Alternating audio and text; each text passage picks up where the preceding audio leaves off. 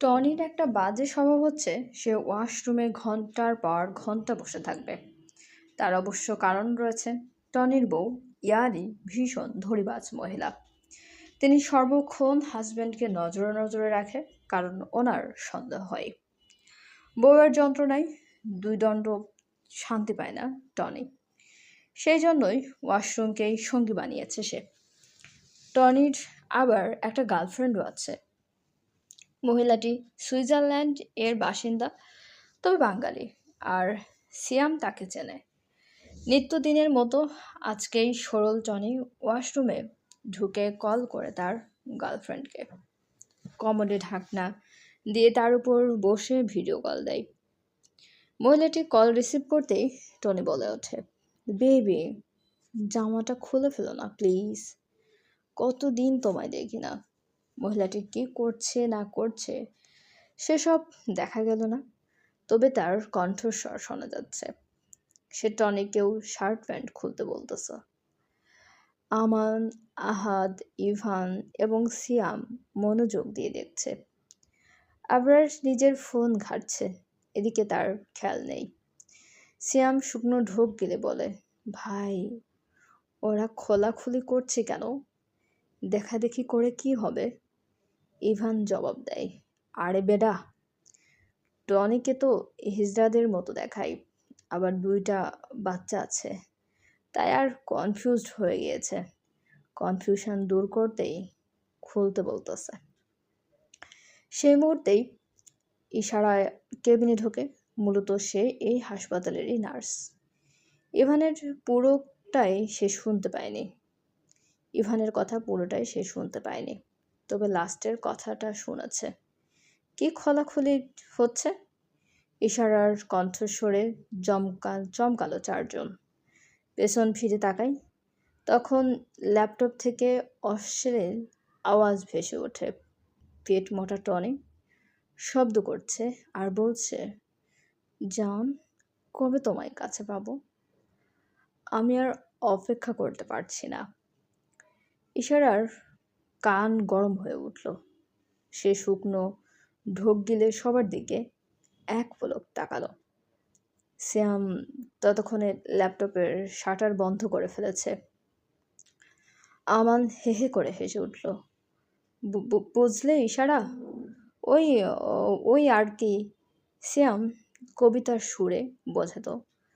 শ্যাম শুকনো কাশি দিয়ে গলা পরিষ্কার করলো। তারপর বলে, বইরা বেটার পাখি ছোট, তবুও রস কমে না, নারী দেখলেই ছুকছুকানি ওঠে, দম যে নাই তা মানে না। ইশারা সিয়ামের এই আবোল তাবোল কবিতার কোনো মানেই বুঝল না। তবুও সেখানে আর এক মুহূর্তেও সে দাঁড়ালো না তাদের হাবভাব দেখে। আপনার ওষুধ টাইম হয়ে গিয়েছে, খেয়ে নিন। আবরারকে শুধুমাত্র এটা বলেই ইশারা দৌড়ে কেবিন থেকে বাইরে চলে গেল। ইভান বলে, ভাই, তোরা এই মেয়েটাকে বারবার শরম দিস কেন? আমান বলে, শরম তো পাবে সেই দিন যেদিন দেখবে শ্যামের মেশিন নাই। শ্যামের ইচ্ছে করলো কঠিন কিছু কথা শোনাতে, তবে তা সে করল না, কারণ সে দেখতে চায় টনি এখন কি পজিশনে আছে। হালার বয়স 45 ছাড়াই গেল, অথচ যৌবনের ভাটা বলল না। শালা, যৌবনকালে প্রেম আসলে কি হইতো? টনির কথা চিন্তা করেই বোধহয় বাংলাদেশের লিপি সরকার গান গেয়েছিল, যৌবন থাকিতে বন্ধু আসলে না। শ্যাম নিচু স্বরে গানটার কয়েক লাইন গাইতে লাগলো, ল্যাপটপ ওপেন করে, এবং দেখতে পাই টনি এখন ভয়ঙ্কর পজিশনে আছে। আমান আস্তাগফিরুল্লাহ, নাউজুবিল্লাহ বলতে বলতে 4 হাত দূরে যাই। শ্যাম ফোন বের করে কয়েকটা ফটো তুলে তখনই পাঠিয়ে দেয় টনির হোয়াটসঅ্যাপে। তারপর কাঁচুমাচু হয়ে বসে থাকে। ইভান বলে, প্রেম করলে এমনে খোলাখুলি করতে হয়? আবরার আব্বা, তুই করে বাকিটা শেষ করার আগেই একটা আপেল ইভানের দিকে ছুঁড়ে মারে আবরার। সোজা গিয়ে লাগে কপালে। ঠাস করে পড়ে যায় ইভান। আহাদ বলে, ছিঃ, আম্মু আব্বুর পার্সোনাল বিষয় নিয়ে কথা বলতে হয় না, জানিস না? দুষ্ট কথাকার। তা আব্বু, তুই শুধু এইটুকু বল, ভার্জিন আছিস এখনো? আবরার দুই ভুরু আড়াআড়ি ভাবে কুঁচকে তাকালো আহাদের মুখ পানে। ব্যাস তখনই সিয়ামের ফোনখানা বেজে ওঠে। টনি কল করেছে। ফোনটা সিয়াম রিসিভ করেই বলে, জান প্লিজ জামাটা খোলো, কিন্তু প্যান্ট খুলিও না। তোমার কালা পাছা দেখে অলরেডি আমার বন্ধু আবরার কমায় চলে গেছে। আর কাউকে কমায় পাঠাইও না বাবু। আর একটা কথা, পাছায় লতা হার্বাল ক্রিম ব্যবহার করিও, একটু ধলা হইবে না। বলেই কল কেটে টনের নাম্বারটা শ্যাম ব্লক করে দেয়। দেখ শালা কেমন লাগে। 3 দিন হয়ে গেলে আবরারকে দেখতে পায় না। 3 দিন হয়ে গেছে আবরারকে দেখতে পায় না আদ্রিতা।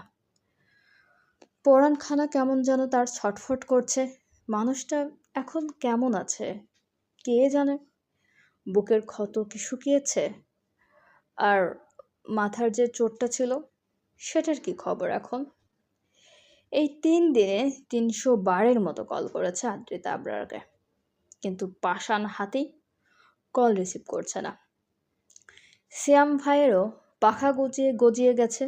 সে তার ফোনটাই বন্ধ করে রেখেছে। শুধু একবার হাতের কাছে পাক, তারপর চুল সবগুলো টেনে ছিঁড়ে দিবে। আরিফ অফিসের জন্য বের হবে।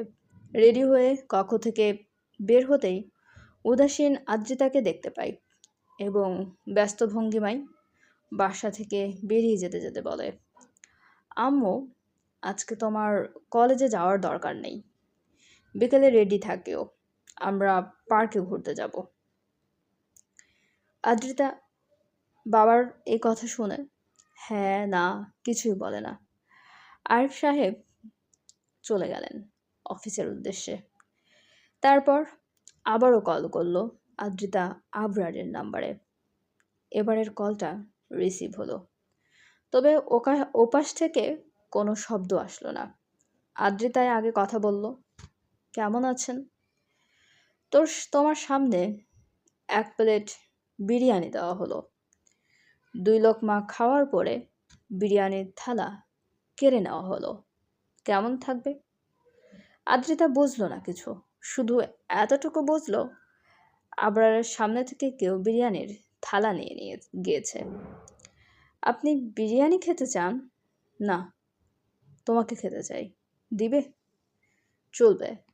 গল্পটি চলাকালীন সবাই বিজ্ঞাপনগুলো অবশ্যই পুরোটা দেখবেন এবং আমাদের চ্যানেলটা প্লিজ সবাই সাবস্ক্রাইব করুন। গল্পটি ভালো লাগলে অবশ্যই সবাই লাইক, কমেন্ট এবং শেয়ার করতে ভুলবেন না আপনাদের প্রিয় মানুষগুলোর সাথে। এবং আমাদের চ্যানেলের সঙ্গে থাকার জন্য সবাইকে অনেক অনেক বেশি ধন্যবাদ।